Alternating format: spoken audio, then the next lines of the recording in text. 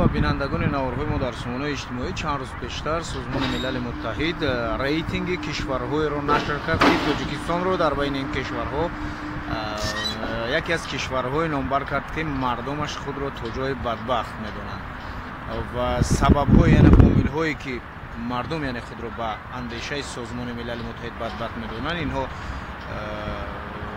نبودن آزادی، بودن فساد، حد میانه عمر، یعنی این چیزها بودند که مردم خود را به اندیشه سازمان ملل متحد بدبخت می‌دانند.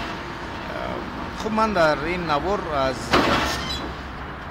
عبدالستار و دلیر مالی خواهش کردم که یعنی اونها هم جواب بدهند که اونها خود را بدبخت می‌دانند یا خوشبخت و جواب‌های اونها رو می‌مونم. من با معین کننده نمیدونم افراد یا گروه یک اینستیتوت نزد سازمان ملل متحد کار کرده است که این خلاصه را برآورده است شاید راضی باشم، به خاطر اینکه نمیشد با این باغ‌های زیبا و آراسته، با این بناهای بلندی که فقط در خیابان مرکزی شهر قامت می‌افرازند، خدا را شکر، اونم از طرف صاحبکاران، یا که با لباس‌های خوب و زیبا چند نفر یا با آشخانه‌های برند بین الملل در کشور ما پیدا شده است، یا با ماشین‌های تمغه آخر در کوچه‌های شهر که از چند نفرن، اونم نمیشد با این بگیم که یعنی واقعا شهروندای ما افراد خوشبختند. اگر معیار معین کننده خوشبختی و بدبختی این مسائل اقتصادی و اجتماعی باشد، ولی اگر از نگاه معیارهای اخلاقی و انسانی و وجدانی و ایمانی بگیریم،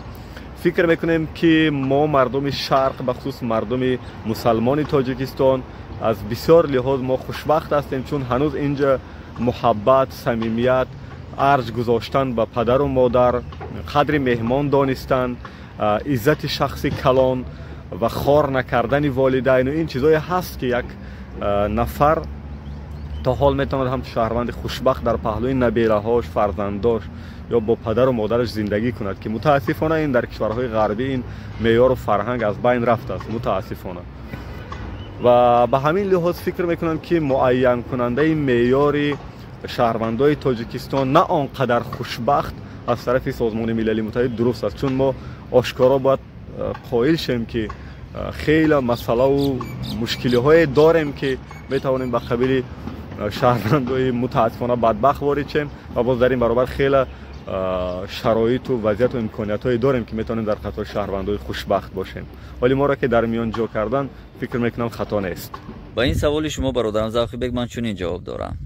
نوابسته به همه مشکلات، پرابلم و کمبودی که در جامعه ما داریم، من الحمدلله خودم رو خوشبخت احساس میکنم. خوشبختی خودش چی است؟ خوشبختی همون است که وقتی که شما پیوندانتون، عزیزانتون تنی صحت دارید، خاطرتون جمع است، یک بردن آن روی دسترخوانتون هست، کودکانتون با خوشنودی هرگاهی که شما از در میدرایید به استقبالتون میدوند و وقتی که شما از در میبرایید با شما خیر خوش کرده و برایتان راه سفید تمنا میکنند.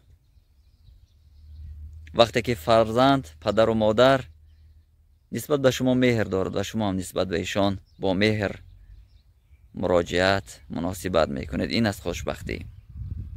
ولی اون شاخصه که شما گفتید از جانب سازمان ملل متحد که تیار شده است، گمانم که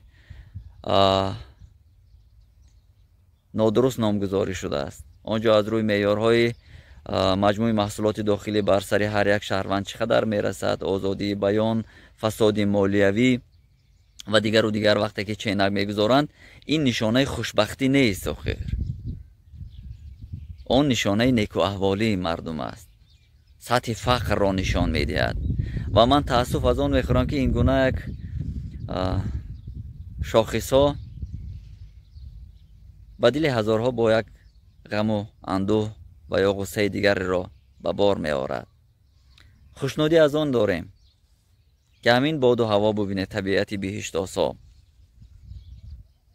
خاطر جمع، عائله آباد داریم. دیگر همش را خداوند می دهد، ولی انسان یک خصلت بد دارد، ما و شما هم از آن آری نیستیم. این ناشکری است. تا سلامتیمون را از دست ندیم به قدر آن سلامتی نمی رسیم. تا گرسنه نمانیم به قدر همون یک بردن آنی که در روی دسترخوانمون است نمی رسیم. تا کسی رو از دست ندهیم در حقش اشک نمیریزیم، به قدرش نمیرسیم.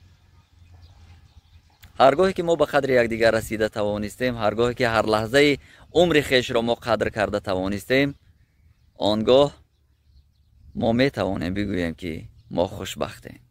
من هم با اون جوابی که یعنی در مورد پدر و مادر و فرزندان وقتی هستند، وقتی سلامت هستند، وقتی بالای سر ما هستند، ما دیگر خوشبخت هستیم. شاید مثلا اون مهاجران و نمیدونم اونایی که چندین مشکلی ها دارن خود رو بدبخت احساس میکنن، یعنی چون از والدینشون دور هستند، از زن و فرزندشون دور هستند، تا جای خودشون رو بدبخت میدونن، خوشبخت نمیدونن. ولی برای شخصا من از اینی که کسی آزادی های مردم رو محدود میکند خودم رو بدبخت نمیدونم. از اینی که کسی پاره میگیرد دست به فساد میزند خودم رو بدبخت نمیدونم. بدبخت باید اونایی که خود رو بدونن که دست به فساد میزنند، محلگرا هستند. خب یک وقتی در یک کارخانه رو برمیشوند تمام اهل بیتشون رو میارن در این کارخانه ها، یا که تمام اهل جماعتشون رو میارن در این کارخانه جای میکنن. اونها باید خودشون رو بدبخت بدونن که مردم رو، ملت تاجیک رو، مردم تاجیک رو با محله ها جدا میکنن. من خودم رو در مسئله آزادی ها و نمیدونم فساد این چیزا بدبخت نمیدونم.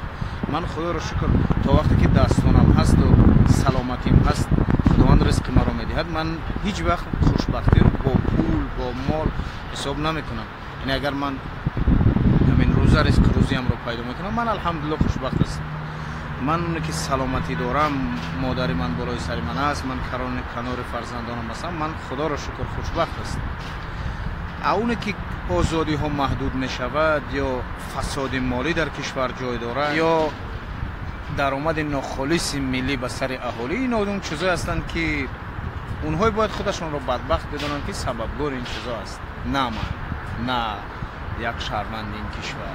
و اگر هم که این سازمان ملل متحد به این سوال به من مراجعه میکرد، من حتما چنین جواب میدادم. یعنی میگفتم که این سوال رو از اونهایی کنند که خب وقتی دست به فساد میزنن، خوشبخت هستن یا نه، نوارهای ما رو حتما پیگیری نماید و خداوند همیشه در لبان شما خنده باشد و همیشه شما خوشبخت باشد و خوشبختی را فقط با داشتن ایمان و با داشتن سلامتی چنین کنیم، نه با داشتن پول و مال. خداوند یک وقتتون رو نگهبان باشد.